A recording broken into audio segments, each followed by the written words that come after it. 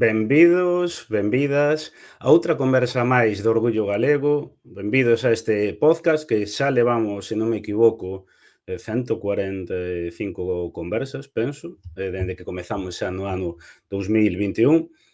Unhas conversas que, para quen é a primeira vez que está aquí, pois falamos sobre lingua, historia, tradicións, mitoloxía, antropoloxía, política, actualidade, bueno, tocamos moitos temas. E exemplo é que a semana pasada estivemos en Ourense gravando ali un podcast dese ciclo de conversas chamados En Ourense non hai país, un podcast no que falamos pois sobre industria, eólicos, megaminería, denominacións de orixe, indicacións xeográficas protegidas, sector primario, bueno, tema moi diverso, non? As súas potencialidades e tamén problemáticas e ameazas. E é unha conversa que tedes subida tanto no YouTube como en formato podcast no iVoox e no Spotify. Todas esas conversas que desenvolvimos estes anos están subidas aí, non? E hoxe temos unha nova conversa, hoxe mudamos radicalmente de tema, vamos falar de lingua, en concreto vamos falar sobre as falas de orixe galega do Val do Ellas, en Extremadura.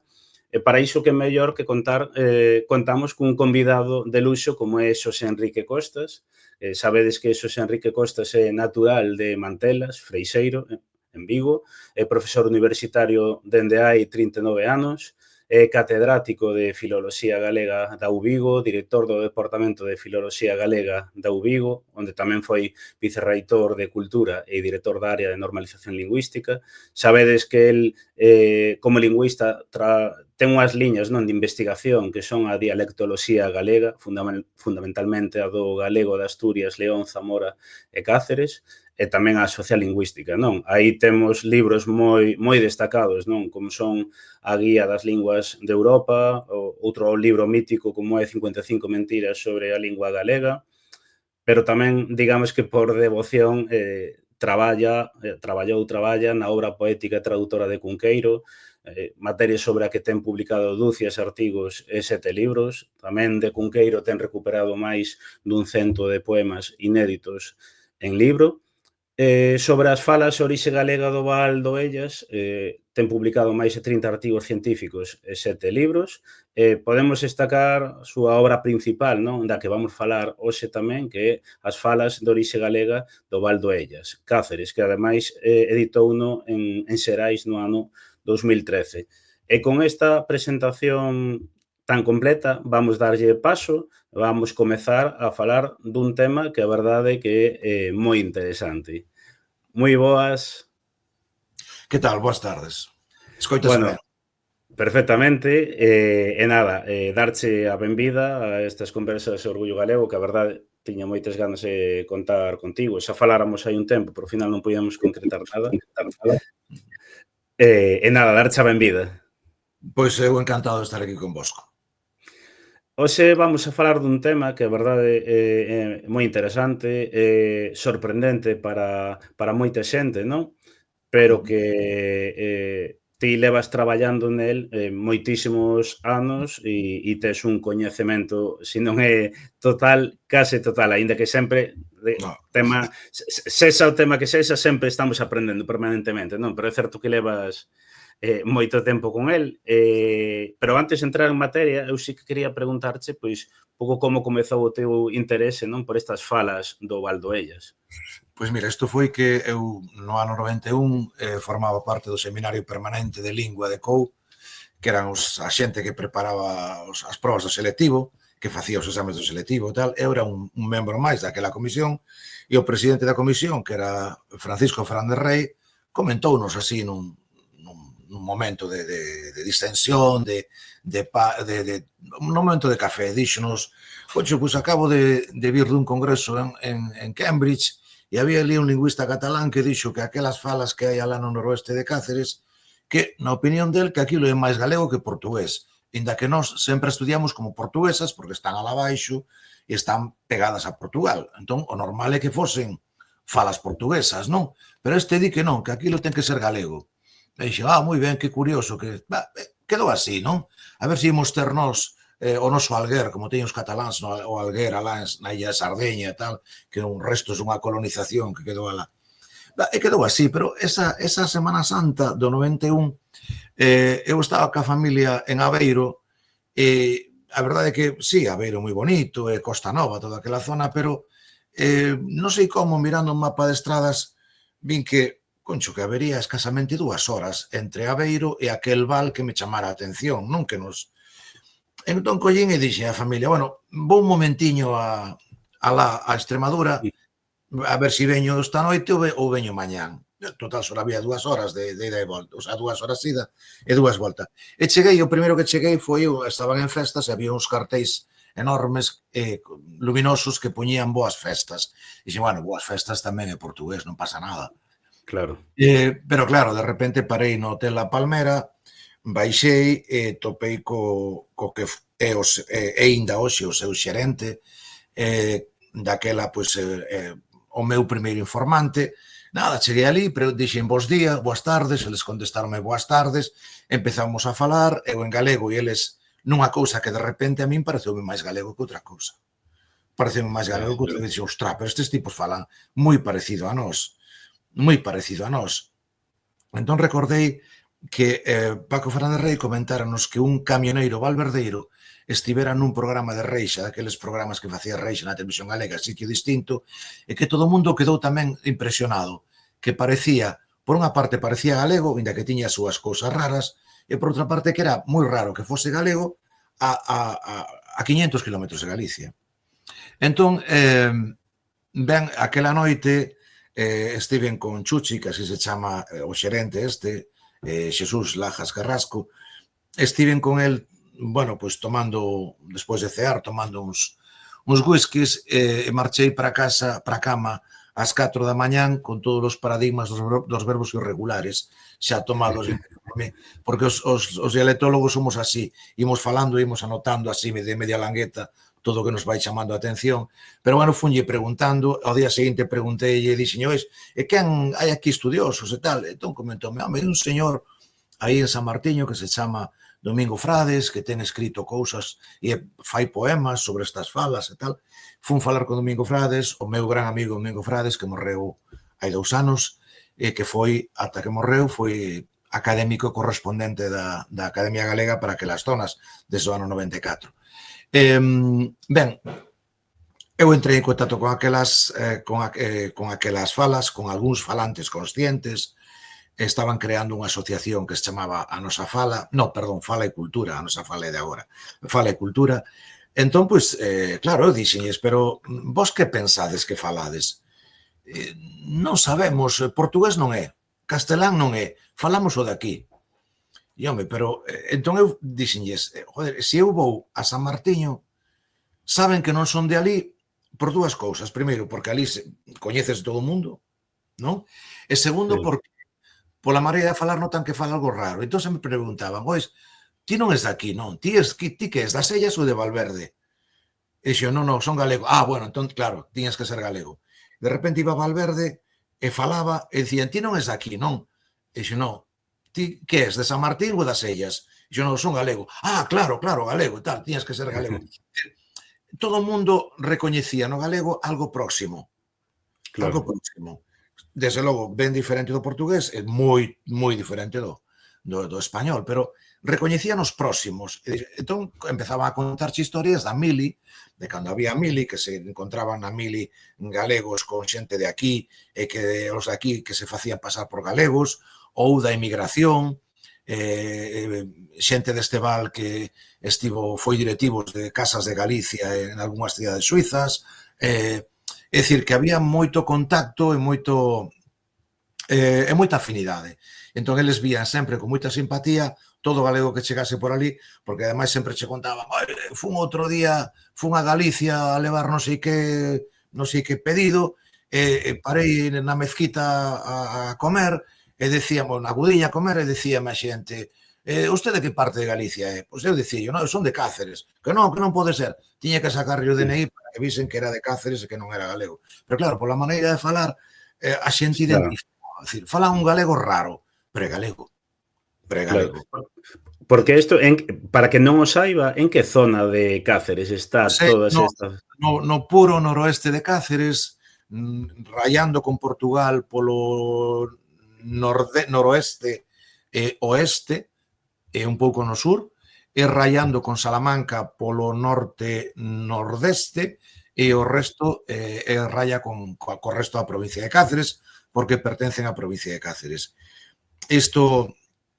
Esta zona foi repoboada con galegos, iso está demostrado, está documentado históricamente, foi repoboada con galegos, como foi repoboada con galegos toda a zona centro-sur de Salamanca, toda a zona noroeste de Cáceres, e todos os vales de Sabugal e Ribacoa en Portugal, porque Sabugal e Ribacoa en Portugal pertencían ao Reino de Galicia, o que pasa que permutáronse con outras terras no Tratado de Alcanizas. En Portugal permutou co Reino de Galicia unha serie de terras. E esas terras que eran digamos, ao oeste do río Coa, que pertencían a León, acabaron pertencendo a Portugal.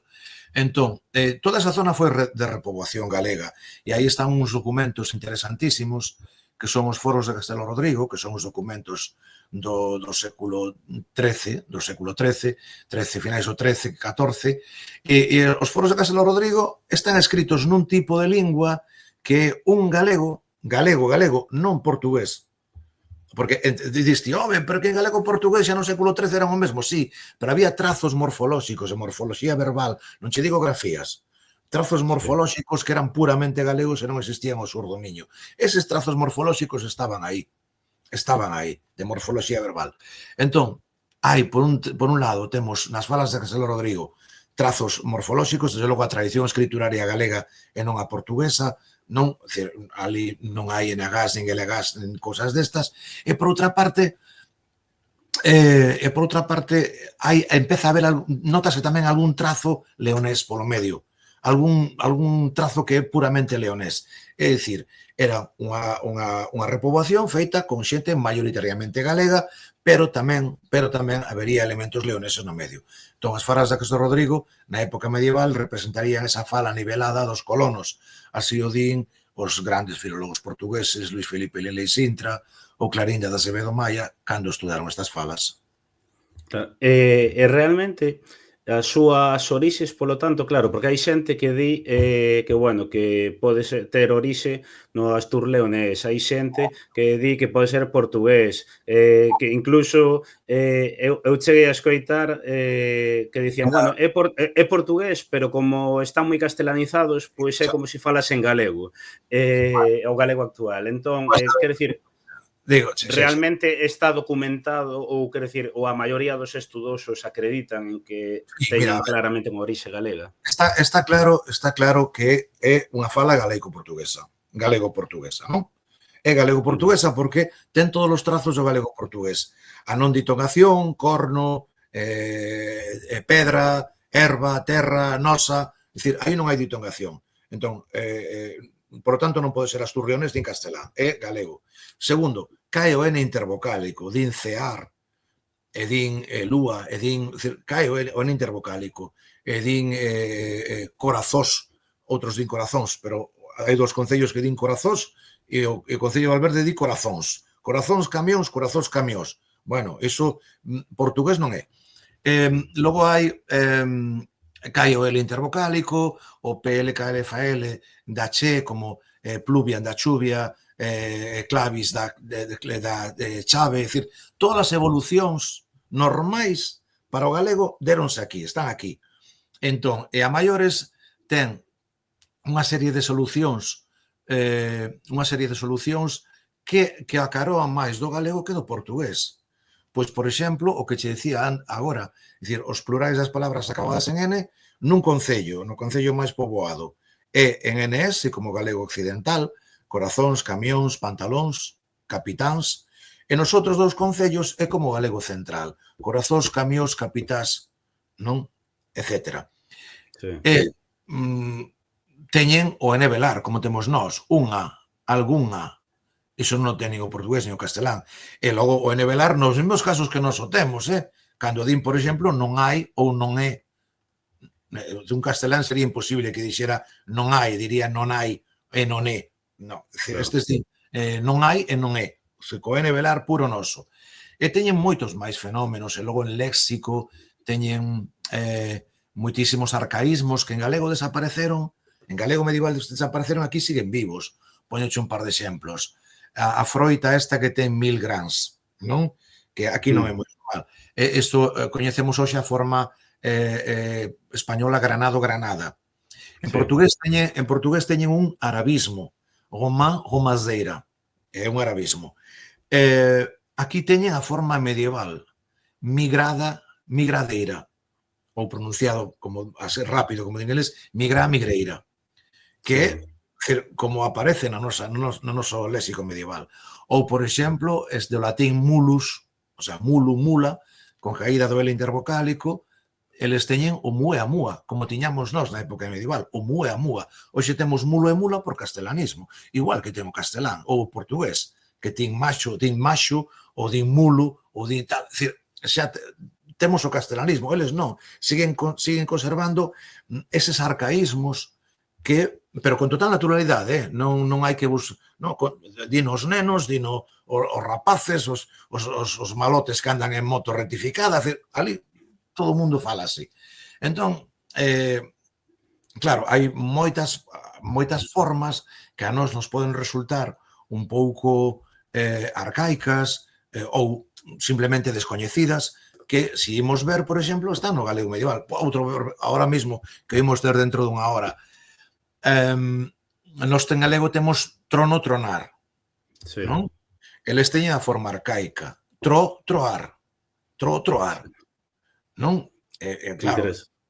Entón teñen estas formas e logo teñen uns cambios de significado moi divertidos, curiosos, non? Pois, por exemplo, ali o dormitorio chamanlle celeiro. Vou dormir ao celeiro. Por qué? Porque no celeiro era onde dormían os criados. E pasou de dormitorio dos criados a dormitorio de todo o mundo. Ou, por exemplo, din que cando van de marcha os rapaces van coa súa orfandai. Ostra, pero orfandai que, claro, é un derivado de orfo. Orfo é rapaces sin adultos. Entón é unha pandilla. Claro. A miña orfandai. Hai unha serie de... Ou, por exemplo, xeira. Xeira para nós, para os galegos, é o traballo que se realiza nun día, procede do latín diaria, xeira, o traballo que se fai nun día, o salario que cobras por un día de traballo, pero aquí tamén é un pedazo de terra, máis ou menos que ten 50 oliveiras, pero é o pedazo de terra que das labrado nun día. Que das labrado, decir, pasa de ser unha cuestión monetaria ou unha cuestión de horario de traballo a ser unha parcela, unha leira, pero é a leira que ti traballas nun día. É dicir, houve unha serie de cambios de significado, houve evolucións propias, por exemplo, todos os ditongos eu pasaron a ei penso, que mei tío, non? E sei fillo, non? Etcétera. Logo, todos os ditongos ou pasaron a oi, que en portugués tamén se dá, pero non en todos os casos. Estes din, había poica loiza para lavar, porque non me arroibaron, e non oiví, pois non sei que non sei canto. Todo oi, non? Entón, bueno, pois ti chegas ali de primeiras e encontraste con estas cousiñas raras, pero tamén as ves moi afíns. Ostra, pero isto, con todas as súas rarezas, como se vas ao Eonavia e escoitas falar galego de Asturias. Teñen unhas rarezas máis raras que estes aínda, máis raras, pero non deixa de ser galego. Claro, cando un señor do Eonavia che di doleume unha mola, dis, claro, un galego común di doeume unha mola, pero non é o asturiano doliome unha muela. Xa ves que é galego porque non hai ditongación, pero ali conservan o L intervocálico. Hai moitas falas galegas que teñen cousiñas propias, pero non por iso deixan de ser galegas, claro. E, por exemplo, na toponimia? A toponimia é totalmente galega. Por lo menos todo ten forma galega. E hai, bueno, tamén teñen algúns mozarabismos e algúns arabismos que aquí serían difíciles de topar ou non existen así directamente. Por exemplo, hai un barrio en Valverde que se chama Caramanchel, non?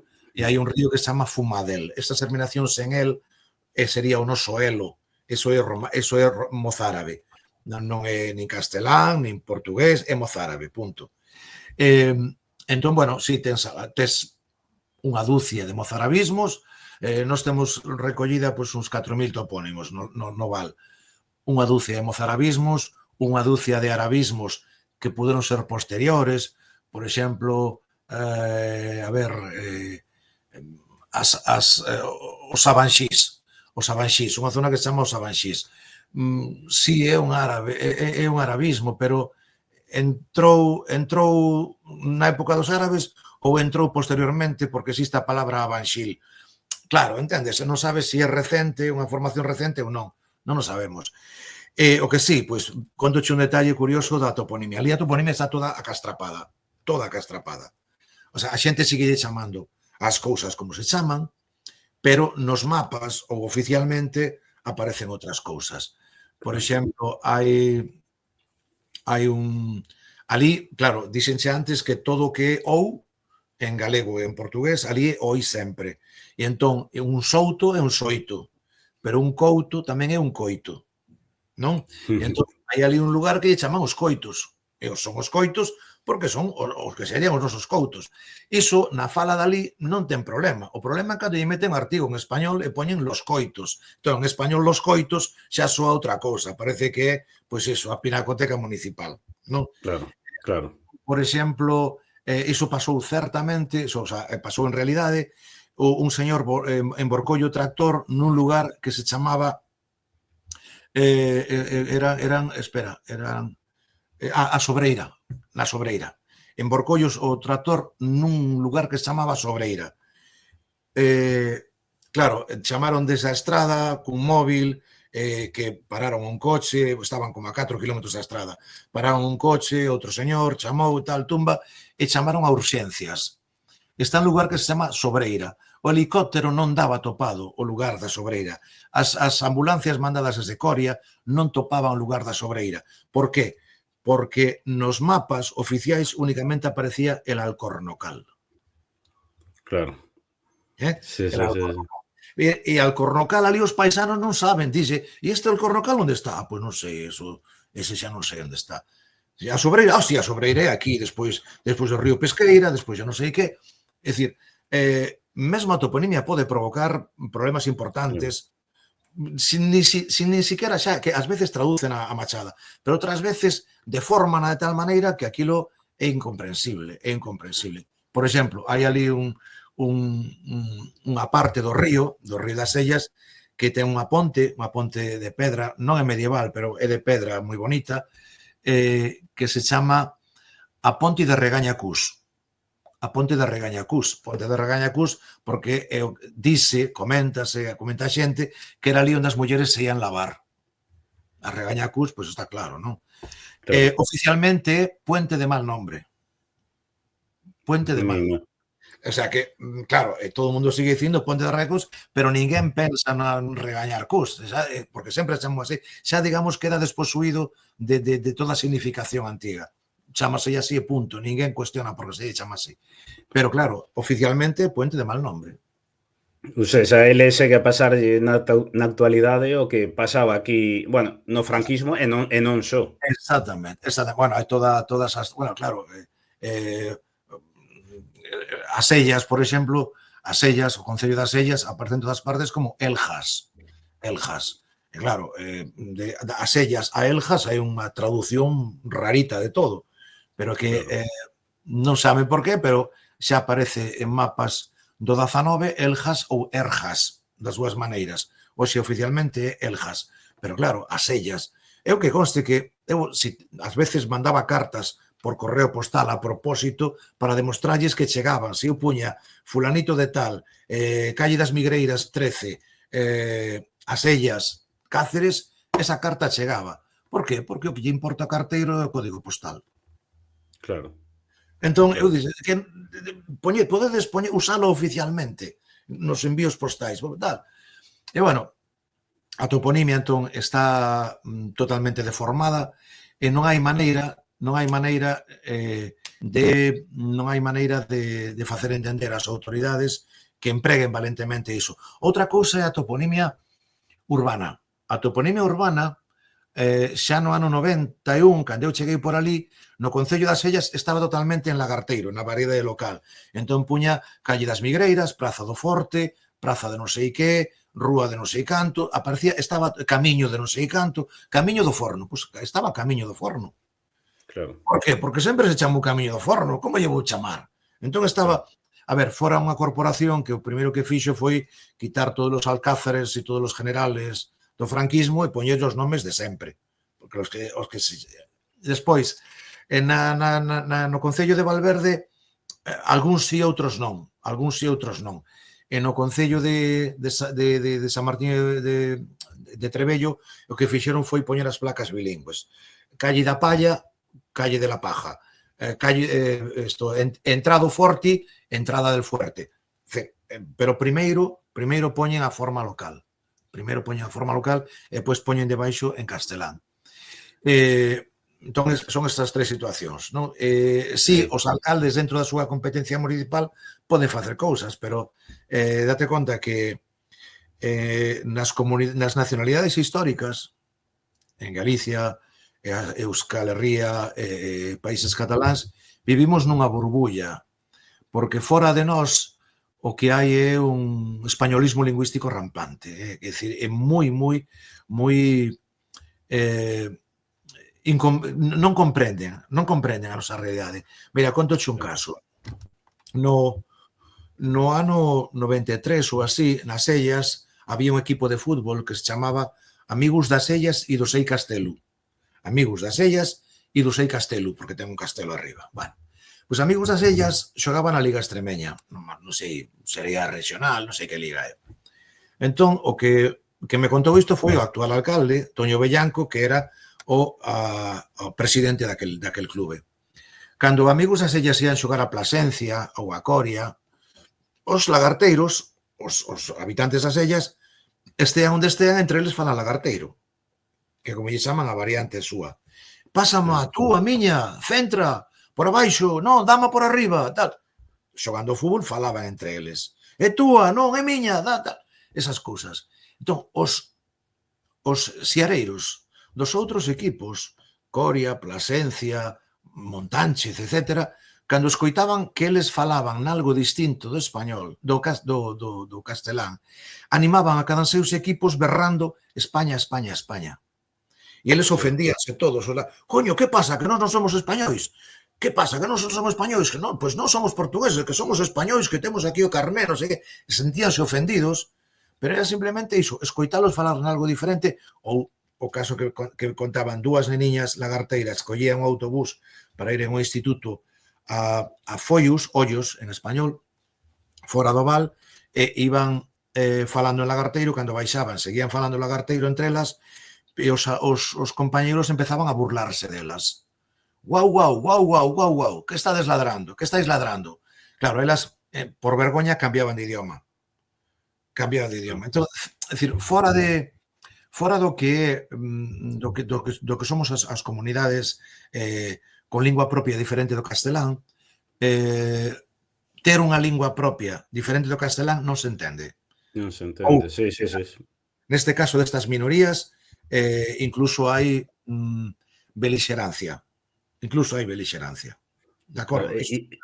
E ademais, en moitas ocasións, eu comprobo por Orgullo Galego moitas veces coa xente que de outros territorios que non hai, digamos, un idioma propio, que non comprenden, pero moitas veces, ollo, non é con maldade, é que non o comprenden, pois non comprenden que ti nas redes sociais uses sempre o galego, pois non entenden. Quer dizer, e hai xente que con belixerancia e odio, pero outra xente é porque foron educados así e non o comprenden, non é unha maldade, digamos. Mira, en certa ocasión, un pastor valverdeiro regalárame un tesouro que era unha libreta con 3.000 palabras en lagarteiro traducidas ao castelán. Non todas tiñan traducción porque non sabía moitas como se decía en castelán, pero para un filólogo iso que che regale iso, un pastor, pois é un tesouro, non? Un tesouro. Un tesouro absoluto. Eles din tesoiro. Bueno, pois eu con isto fixe un artigo e invitáronme da Universidade de Extremadura en Cáceres a dar unha conferencia. Eu fui ali, din a conferencia puxeron máis 10 da mañá, unha hora así un pouco rara para unha conferencia, pero bueno, deina, e ás 12, cando acabei, dime unha profesora de italiano, mira, que vas facer agora ata a hora do xantar? E dixen, pois, irei á biblioteca, farei un pouco de tempo, porque logo vou xantar co catedrático de portugués e con outro profesor máis e tal. Mira, neste tempo, por que non ves a miña clase de italiano e falas un pouquiño de como está a situación da lingua e da literatura galega? E dixo, encantado.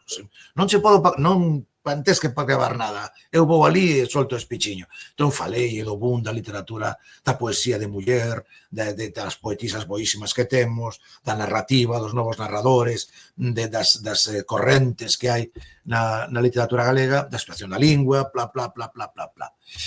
E ao acabar, levántame unha rapaza e pregúntame, yo lo que no entiendo, lo que no entiendo es por qué os empeñáis en imponer el dialecto a la lengua.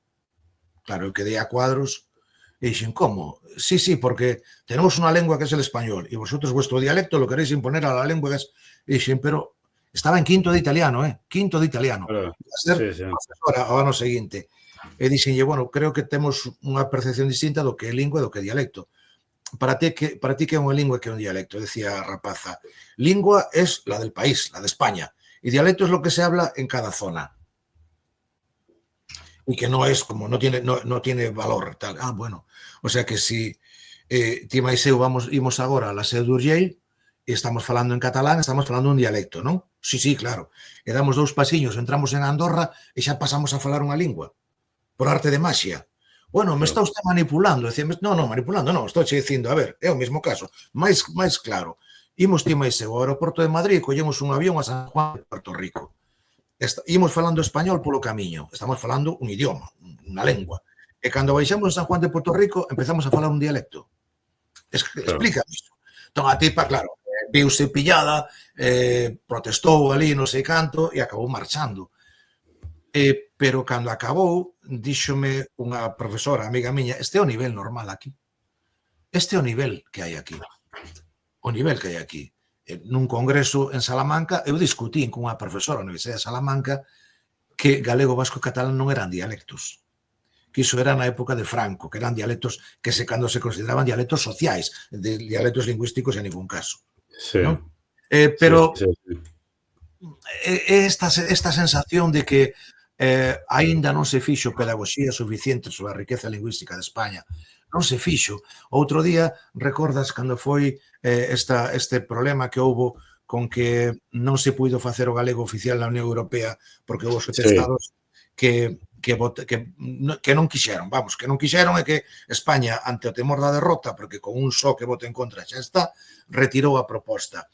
Entón sae unha carta na prensa, un artigo na prensa do ministro de Exteriores español defendendo a riqueza e a pluralidade lingüística de España.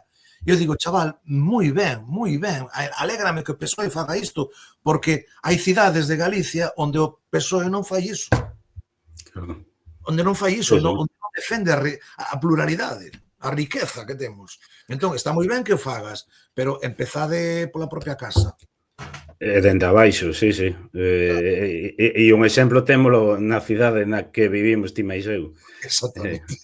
Para comezar, eu retomando un pouco de antes, sí que quería facer a pregunta do millón que che faría moitas veces, si foi o illamento o motivo fundamental de que se conservara estas falas? Ou algún elemento? Sí, non só. A ver, eu dixen antes que desde logo, está claro que houve repoboación galega, está claro que non era unha poboación étnicamente pura galega, tamén había elementos leoneses, e está claro que ali vivía xente, porque se non vivise xente ali, cando chegaron os colonos galegos, a toponimia anterior non se conservaría. Claro. Se hai toponimia prerrománica e hai toponimia latina antiga, é porque estes poboadores tamén a transmitiron, non? Entón, digamos que foi unha mistura poboacional, pero que aí que mandaba era o rei, a lingua do reino e a lingua dos novos dominadores, que era o reino de Galicia e León. Este val está rodeado de montañas. É un val que está entre 700 e 500 metros de altitude, pero para sair polo norte tes que subir a 1400 metros. Para sair polo cara a Portugal tes que atravesar unha serra, a Serra da Malvana, varios kilómetros, tamén sobre 1000 metros. Digamos que para o sur si hai algunha conexión con Portugal e algunha conexión recente con Extremadura. Non estivo illado, este val non estivo illado, non houbo isolamento. O que si houbo creo que é unha conxunción de factores. Primeiro factor, unha poboación homoxénea. Unha poboación homoxénea que era rica. Ollo, non é que tivese moito diñeiro, é que este val ten moita madeira, moito castiñeiro, moito souto, moito carballo, ten moita madeira, ten moita pedra, granito, ten moita horta, ten moita auga, con moitos ríos e moitos regatos, moita horta, ten moito aceite, ten moito viño, por tanto era un val onde era completamente autosuficiente. Os que se integraban, que calcúlase que aproximadamente o 30% da poboación de Valverde é de orixe portuguesa, os que se integrábanse na fala local. Na fala local. De feito, eu coñezo aínda, espero que non morresen, dúas mulleres que casaron aquí, casaron en Valverde, eran portuguesas de localidades veciñas, e eu non notei que foran portuguesas hasta que elas mo dixeron. Falaban un valverdeiro impecable. Estaban casadas con valverdeiros, a familia valverdeira de aquí, todo iso, sin máis problemas. Entón, os que se integran son os que veñen de fora. Os que veñen de fora non impoñen a súa lingua. Segundo, un val rico. Terceiro, endogamia. Endogamia. Iso pasou hasta aí pouco. Hasta aí pouco, fixadevos que a xente casaba con homes ou mulleres de a 5 kilómetros a 10 kilómetros da redonda, de onde un vivía. Porque había que traballar no campo, tal. E un buscaba unha muller para reproducir e para ter unha muller na casa. Había que ter unha muller na casa. Un home non se valía na casa, non? E había que ter, pois iso, unha muller na casa, sobre todo que proporcionase fillos, non? E atendese os labores da casa. Ali igual, é dicir, ti non podías andar 5 kilómetros ou 10 kilómetros moitas veces para pretender unha rapaza dunha aldea do outro lado da montaña, non? Non podías. Daquela, date conta que ata 1930 ou así, non houbo estradas. Había camiños de carro ou camiños vieiros, pero non había estradas. Entón, comunicados non estaban, pero mal comunicados sí. Eu penso que o factor fundamental de conservación do idioma, da transmisión de pais a fillos sin problema, foi o orgullo de falante que teñen. O orgullo de falantes. Fíxate, en Valverdeiro existe unha expresión que é falar carabineiro. Falar carabineiro significa falar castelán. Meu fillo foi a Mili e volvei falando carabineiro. Non? Por qué? Porque os únicos que falaban castelán no val eran os carabineiros, os guardias de fronteira. Os únicos. Isto xa é a terminoloxía de antes da época da República, a Segunda República. Polo tanto, xente de fora había pouca e a pouca que había integrábase. Coñecín xente de outras partes de Extremadura que estaban ali e que falaban con normalidade en algún dos dialectos ali. Hasta que me dixeron, pois eu son de, imagina, de, non sei, de Coria. Concho, pois non sabía. Falaba talmente como un dalí. Claro. Entón, aos pais parecelles mal que os fillos falen castelán. Parece mal, pero ti non és de aquí, pero ti onde? Eu que fixen para ter un fillo como a ti que fale así? Parecelles mal, se é de aquí ten que falar como aquí. E eu dicílles ás veces facendo de abogado demo, pero home, o que se fala aquí solo vale para falar aquí. Non vale, home, enténdeste cos galegos, enténdese cos portugueses, pero só vale para falar aquí. E dixen, é para que máis queres que vaya? É que nós somos de aquí, temos que falar de aquí. E inda que só servise para falar aquí, é que é o noso. Falamos o noso, punto. Non hai máis argumentación. Entón, ese orgullo de falantes fixo que eu considerase este val sempre como unha especie de sanatorio psicolingüístico. Este val volveu moito galego, moita galega fundamentalmente, falando galego cando nunca falara galego en Vigo. Moitas alumnas mías que me decían, íbamos a unha festa ou íbamos a a discoteca, o último día de que íbamos a salir de traballo, o último día deixa vos ir á discoteca. Decíanme, ostra, é a primeira vez na vida que me entran en galego. Dixe, bueno, alabado, a primeira vez que me entran en galego. En Vigo nunca me entraron en galego, e aquí sí, pois mira, e sí, houve xente que tomou conciencia lingüística aquí, moita xente, polo orgullo lingüístico que teñen aquí. Sobre iso, xusto che iba a preguntar, que xa respondiches case todo, e é que é curioso, non? Eu tamén lía que tiñan ese orgullo e que incluso no que lía, no que vía, non? Que decían, bueno, que teñen ali máis orgullo pola súa fala que moitísima xente en Galiza polo galego, non? E é curioso de como... Mira, o Concello de San Martiño de Trebello irmanouse con Moaña. Cando Moaña gobernaba aquel alcalde, aquel poeta, grandísimo poeta Xosé Manuel Millán, falecido. Cando Millán estaba de alcalde, irmanouse con San Martiño e empezaron intercambios de xubilados, equipos de futbito, empezaron moitos intercambios culturais. A min decíame o académico da Galega, Domingo Frades, de que lle vale a un alumno de Moaña sacar sobresaliente en galego se despois non o fala? Se despois non o fala. Aquí, bueno, pues non o temos na escola, pero falámolo todos. E efectivamente, todos non, pero digamos que entre a xente nova o uso está no 63%, é dicir, 2 de cada 3 falan sempre, ou case sempre, rapaces, Entón, vas á escola, metes a orella no que están falando no patio, ou vas a un grupo de rapaces que estean reunidos tomando algo, metes a orella a ver que están falando e o normal é que estean falando nalgúnha das variedades ali. E realmente, isto pregunta, descoñecemento total, puido ter nalgún momento unha maior extensión da que coñecemos actualmente nas últimas décadas? A ver, na época medieval, esta lingua nivelada que che decía antes de colonos galegos fundamentalmente con algunha presenza leonesa, iso que aparece nos foros de Castelo Rodrigo, debeu ter unha extensión máis grande. Ese galego meridional nivelado con poboacións leonesas. Tivo que ter unha extensión maior. De feito, en zonas do sur de Salamanca e do noroeste de Cáceres queda bastante toponimia galega, pero incluso queda toponimia galega que se cambiou hai pouco. É dicir, por exemplo, Pena de Sequeiros, no sur de Salamanca, hoxe é Sequeros, vale? Pero ata principios do XX era Peña de Sequeiros.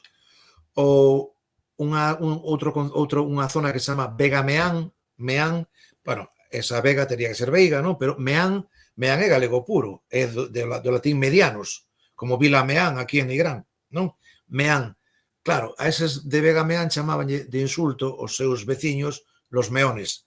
Entón pedíronlle ao arcebispo de Ciudad Rodrigo, da Cidai, que lle chaman aquí a Cidai, a Ciudad Rodrigo, pedíronlle que lles outro nome. Outro nome, o obispo falou co gobernador civil e pasaron a chamarse, desde 1960, 60 e pouco, pasaron a chamarse Peña de la Vega. Peña de la Vega. Entón, aquilo de Meán, o que era esa forma galega que aí quedaba, eso xa tamén desapareceu. É dicir, que cheguen ata o século XX, ben entrado XX, topónimos galegos por toda esta zona, indica que aí houve unha poboación galega importante. Hai moitos sitios, non me acordo agora, hai un sitio que fan unha festa como os fachós de Castro Caldelas, sabes, que fan unha festa de noite con fachos acesos, tamén nas urdes por aí fan, e eses, non me acordo como se chama o sitio, pero chamanlle de nome los galicianos, non? Os galicianos, como os de Porriño son zoqueiros, os de Vigo chaman os portugueses, os de Sanxenxo son lilainos, a estes chamanlle los galicianos. É dicir, quedan moitos restos, e apelidos quedan bastantes. Léxico, sí, en toda esta zona, ainda que fale en castelán, o verbo é cherar ou cheirar, non? E os carros fan roderas. É dicir, ves que están, claro, pero para trasegar viño utilizas un funil.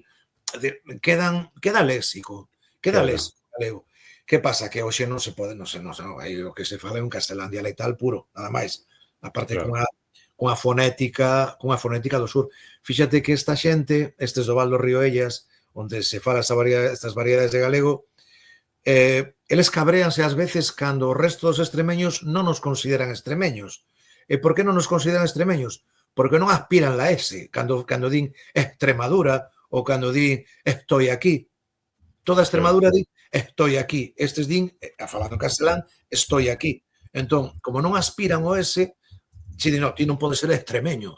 Tú non podes ser extremeño. Como que non, coño? Por qué? Porque non aspiran. É dicir, teñen incluso dentro do seu castelán, bueno, falan castelán co N velar como a nós. Non? Están aquí.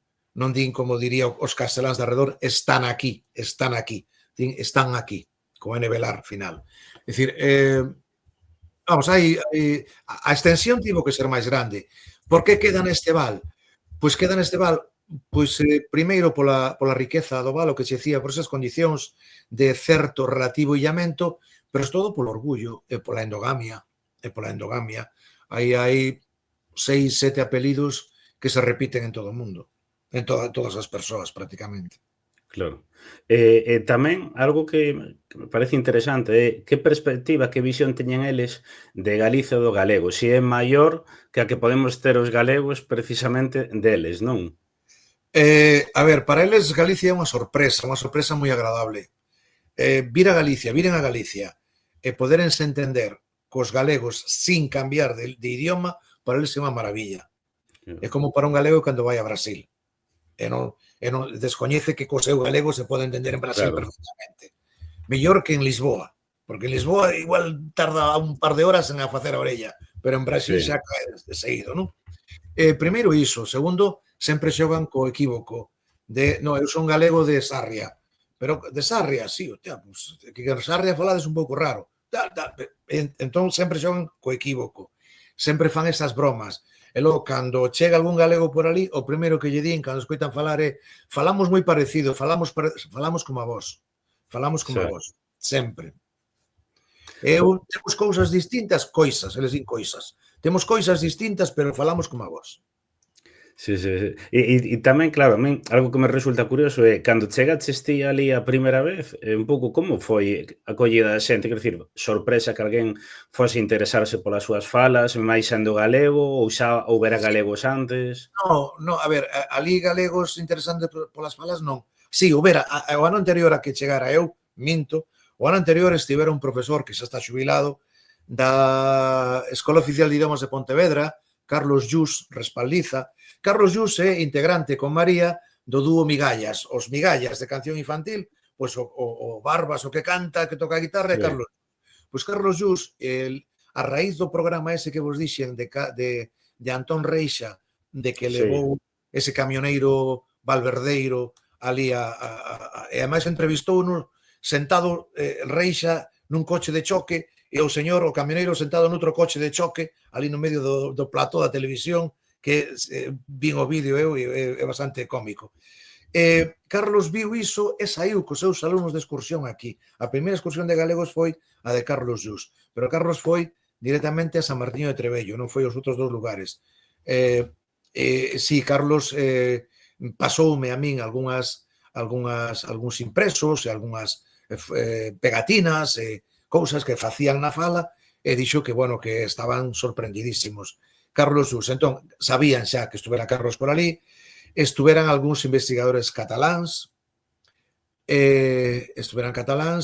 e pouco máis, despois hai que remontarse aos anos 70, que viñan por ali portugueses que estudaban as falas fronteirizas e entón estudaban, pois, o portugués de Olivenza, o portugués de Cedillo, tal, e tamén se metían aquí.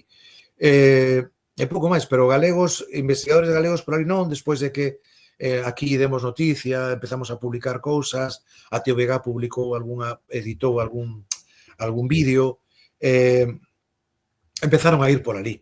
E moitos, de feito, o alcalde de San Martiño de Trebello, Máximo Gaspar, dicíame, noutros sitios teñen turismo sexual, aquí temos turismo lingüístico, porque os hotéis están cheos de galegos. Efectivamente, cando chegaban a Semana Santa, as feiras e tal, as ferias e tal, viñan moitísimos galegos por aquí, baixaban ao sur, por aquela cousa, e me dixeran, pois ímos a Sevilla ou a Cádiz ou a Córdoba. Pero ímonos desviar por aquí, a ver se é certo, moitísima xente. Empezaron excursións, empezaron, por exemplo, a Irmandade dos Pendellos de Agolado organizou unha excursión ali, onde foi o Mago Antón, Mini Emero, empezaron por aí a chover galegos, foi Uxía en a Lúa, ali a tocar, é dicir, empezou un chorreo de galegos que provocou que o goberno extremeño, daquela estaba presidido por Ibarra, empezase a decir que os galegos nos querían colonizar. Nos quieren colonizar los gallegos. Non, los gallegos de Fraga nos invaden, ali un titular na prensa. Hostia, los gallegos de Fraga. Entón a decir que os galegos viñamos a invadir o Val do Ellas e a decir que o Val do Ellas era Galicia. Porque empezaron a aparecer algunhas pintadas, non? Así, sempre hai xente nova que vai así moi entusiasmada, leva unha impresión impresionante e fai, isto é Galicia, tal, isto é Galiza, aparecía Galiza por todas partes. E entón, pois, a ver, hai un refrán portugués, un refrán portugués que define perfectamente o que pasaba neste momento. O goberno extremeño tiña esta fala totalmente esquecida. Non lle daba ningunha atención. No momento en que os galegos empezamos a chegar por ali e a preocuparnos por ela e a facer cousas con eles, entón empezaron a dizer, isto é meu, isto non mo quites que isto é meu. Entón recórdame esa expresión portuguesa de que di que nen fode, nen sae de cima. É dicir, eles non comían nin deixaban comer.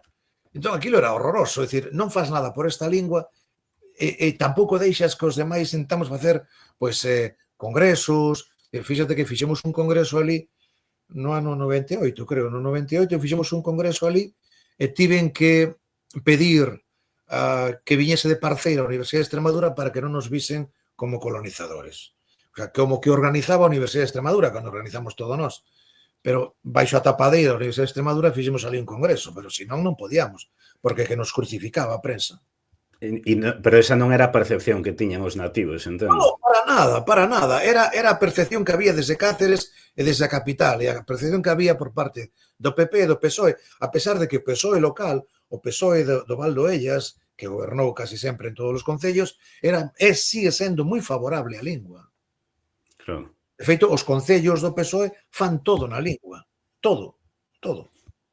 Claro. Os bandos, os anuncios, todo. Fan todo, sí. E sobre eso, sí que un pouco quería preguntarche cal é a situación actual, non? Porque, claro, entendo que non conta coa protección necesaria que debera, non? E que ameazas ten no presente e no futuro?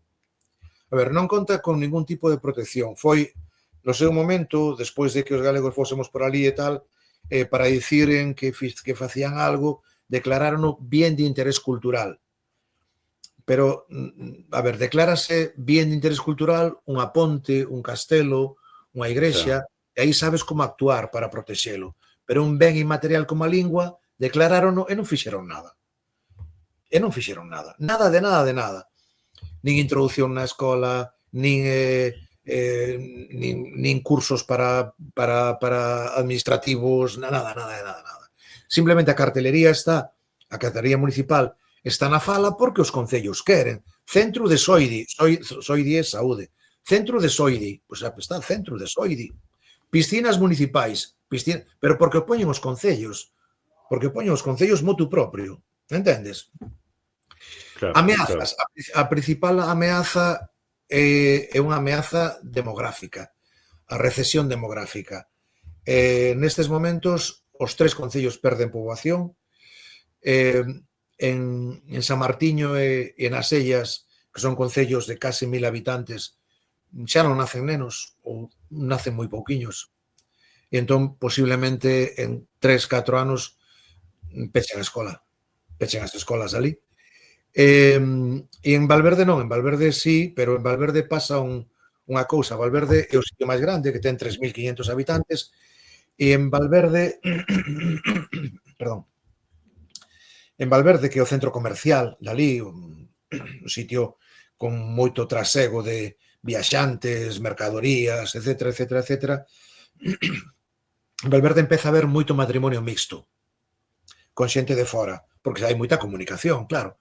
Empeza a ver moito matrimonio mixto e, por outra parte, empeza a ver como vale, chamanlle a Galicia extremeña porque no inverno é fresco con respecto ao resto de Extremadura, porque ten moita agua, e no verán pois, está protegido polas montañas do norte, e é frío porque é zona de montaña, pero é un clima agradable, e chove moito, chove moitísimo.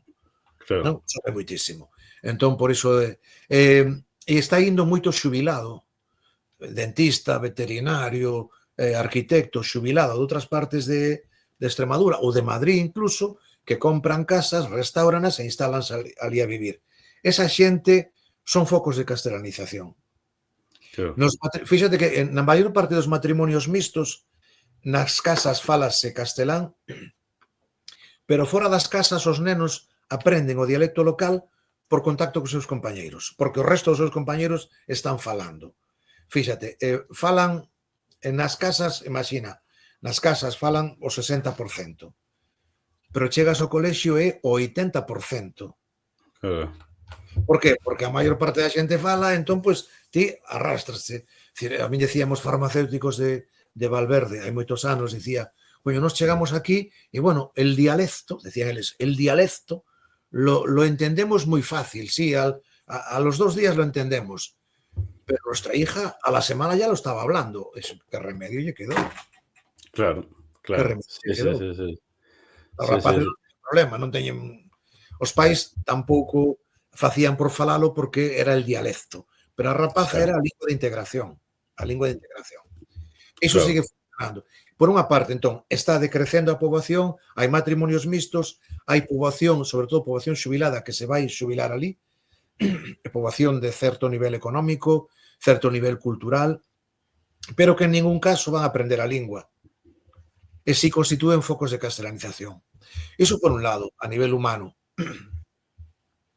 Entón, non hai poboación nova arraigándose, non hai unhas empresas de transformacións agrícolas, queixerías ou leiterías, ou non hai, potentes non hai. Hai pequenas industrias de 1, 2, 3, 5 traballadores e para de contar. Iso por un lado. Logo, a escola sigue sendo totalmente en castelán. Sigue sendo totalmente en castelán.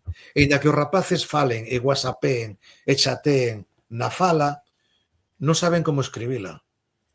Non saben como escribila, porque non hai unha normativa. Non hai. Empeza a vela agora. A Universidade de Extremadura aproboulles unha e está intentando introducir agora. Entón, non hai... Fíxate que diferencia con respecto a nós. Hai moitos galegos que din, home, perdona que non te hable gallego, pero para hablarlo mal non te lo hablo. Ou, ao revés. Perdona que non escriba en gallego, pero es que non lo sei escribir. Eu falo, pero non sei escribilo. Eles non teñen ningún problema, eles escriben para diante. Escriben para diante nos besos whatsapps, capturas de whatsapps. Mesmo o portavoz de Vox en Valverde, coño, teñen un de Vox ali. O portavoz de Vox fala todo o día valverdeiro. Entende? Bueno, porque ali fala todo o mundo. Ese é o problema. Non lle queda máis remedio. Claro, entón, por unha parte está tamén a turistificación, hai moito turismo no verán, moitísimo turismo, entón, claro, co turista que vas falar? O inglés ou castelán. O turismo que hai ali é un 90%, non, un 80% castelán, español, nun 10% italiano, tamén hai bastantes italianos, e logo, un 10% que pode ser galego, pero os galegos nunhas zonas moi determinadas, nunhas datas moi determinadas. Turismo portugués ali non hai. Teñen moito contacto con Portugal. De feito, a localidade portuguesa máis próxima, importante, é Penamacor, que queda a 20 kilómetros, pois hai moita xente que vai á piscina cuberta a Penamacor, ou vai ao ximnasio a Penamacor, ou xoga no equipo de fútbol do Penamacor. Hai intercambios fronteirizos, pero non, neses intercambios favorecen que eles usen sempre o valverdeiro, porque está máis próximo do portugués, claro. Pero Pero así a todo, é unha... o non estar normalizada a lingua, o non ser cooficial, ni siquiera a nivel municipal, e iso que ali as asociacións, as amas de casa, os cazadores, o club de futbito, toda a cartelería, todo o que poñen, é todo na fala. Todo na Claro. fala. A fala dali local. Cada unha a súa fala. As obras de teatro, as festas que fan, todos os cartaces, todo está sempre na fala. Pero non todos os profesores están polo labor, aínda que hai, bueno, cada vez máis profesores dali dos tres lugares que falan e poden dar as clases na fala. De feito, tamén comentaba un profesor de historia en Valverde que dicía, eu teño que dar a clase en castelán, porque me obrigan a dala en castelán, pero empezo a explicar calquera cousa e con que me pregunten en valverdeiro, o resto da clase xa voume o resto da clase vou estar falando en valverdeiro. Por Claro. que? Porque é o que falo con eles fora. Porque é o que... Sí. É o natural, digamos. Exactamente. O normal ali é iso. Pero sí que me chamou a atención unha cousa, e mentiría se non o comentase, que me asustou que por primeira vez, hai 32 anos que eu vou por ali, escoitei meniños falando en castelán. Nunha festa de cumpleanos. Nunha festa de cumpleanos nunha casa rural, ali na bella fábrica en Valverde, fomos ali a tomar unhas cañas e tal, e había unha festa de cumpleanos infantil. E xa me chamou a atención que había algunhas nais que falaban en castelán. Pero despois os nenos estaban xogando en castelán. E despois preguntei a unha amiga valverdeira, profesora na universidade, Alicia Manso, que fixo a primeira tese de doutoramento sobre o léxico destas falas, e díxome que sí, que xa se están dando, pero iso é por nais de fora que despois, bueno, o efecto televisión, dibuxos animados é demoledor. Claro. E contra iso non hai dibuxos animados en portugués, nin na fala deles, nin supoñelo, etcétera. Entón, estáse... os nenos despois poden seguir falando, pero era o que me comentaba ela. Ao contrario do galego, en algunhas partes de Galiza, en algunhas partes de Galiza o galego está sendo substituído polo castelán. Substituído. Aquí substituído non. Aquí o que está pasando é que a nosa fala se está diluindo con cada vez máis castelanismos. A xente pensa que fala en valverdeiro e está falando xa un castrapo. Porque cada vez, iso noto eu na fala dos vellos, a fala dos novos, non son o léxico, nas estruturas sintácticas, na morfoloxía verbal, notase moitísimo que a presencia do castelán é demoledora. Claro. E sobre todo isto, entrando xa no final, non? Vou te facer dúas preguntas. A primeira é que todo isto ti recollíchelo nun libro publicado en Xerais, non? Que o galego, as falas orixe galega do Val do Ellas, en Cáceres, Extremadura. E un pouco, como foi a acollida deste libro, tanto no territorio galego como ali na propia zona, e se na actualidade podemos facernos con el, que nos está a escoitar pode mercalo ou pode lelo.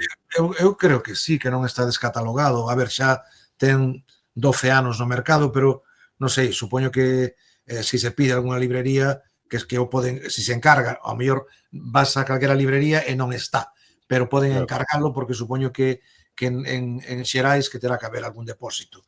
A ver, o libro este presenteino ali, presenteino en Valverde, na sala de festas do Hotel La Palmera, ali, pois, ante un público ateigado e acolledor, con dúas presentadoras maravillosas, Alicia Manso, esta que hoxe é doutora, e con outra doutora, pero doutora en medicina, con Estela Estévez, daquela era estudante.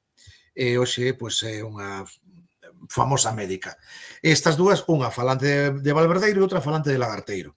Presenteina nun día precioso, e a acollida foi moi boa porque era a primeira vez que se escribía un libro especificamente sobre aquelas falas, non? Explicando orixe, explicando morfoloxía verbal, explicando trazos léxicos, explicando todo o que eu fora recollendo ao longo de 20 anos en varios artigos, en varios capítulos de libro, congresos, etcétera. A partir de aí, bueno, seguín publicando, hoxe se tivese que facer outra vez este libro, teria que aumentalo bastante, pero bueno, no seu momento foi importante e a acollida aquí tamén foi boa, sobre todo porque aquí sempre existiu unha simpatía pola existencia destas falas, non? O efecto simpatía notas en que moitos galegos que se desplazan a Ciudad Rodrigo, a non sei que, non sei canto, sempre procuran facer unha escapadiña ou arrimarse por aquí a meter a orella. E sabes por que sei? Porque o meu amigo Chuchi, o do Hotel La Palmera, que é o hotel máis grande que hai ali, cada vez que chego por ali digo, que? Moitos galegos están por aquí? E di, pois non, este ano non sei que, como ele leva registro dos que lle ven. Entón, pois, este ano foi terrible, chegaron 2 excursións, non sei que, tal.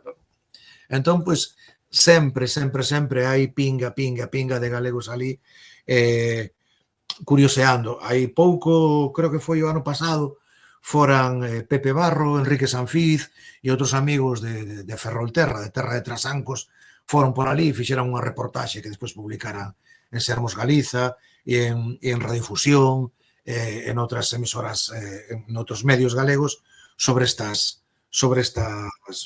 realidade. E a verdade é que a eles agradalle sentirse obxeto de curiosidade, agradalles. Galegos sí, pero ainda que veña, non sei, hai pouco estivo unha televisión do norte de Italia, estuvo grabando aí neles, eles encantados. Claro. Eles encantados, entendes? Por qué? Porque, e máis orgullosos aínda, é dicir, se alguén vende tan lonxe a escoitar como falamos, é que isto ten que ter valor. Entendes? Isto ten que ter valor. Entón, prestixe esa fala, non? Exactamente. Xa engade un plus de prestixio e eles despois, cando van por Extremadura adiante, cando van por os que viven en Madrid ou en Barcelona, tal, que hai moita emigración tamén, sobre todo no País Vasco, os que viven por pois eles están orgullosísimos e siguen falando. Eu coñecín fillos de lagarteiros e fillos de mañegos no País Vasco que naceran no País Vasco. Algún deles nunca estivera na terra dos pais e falaban perfectamente. Como pasa coa emigración galega en Suiza ou en tantas partes, claro, que sigue mantendo o idioma. Pois exactamente o mesmo. Por exemplo, a xente que nos está a escoitar, que diga, pois eu quero ir a esta zona, ti que xa coñeces a zona a perfección, que lle recomendarías, ademais de, lóxicamente, non, para coñecer as súas falas, entendo que é unha zona que ten moitísimo para desfrutar, para coñecer. Sí. A ver, primeiro, o casco histórico de San Martiño de Trebello é unha maravilla.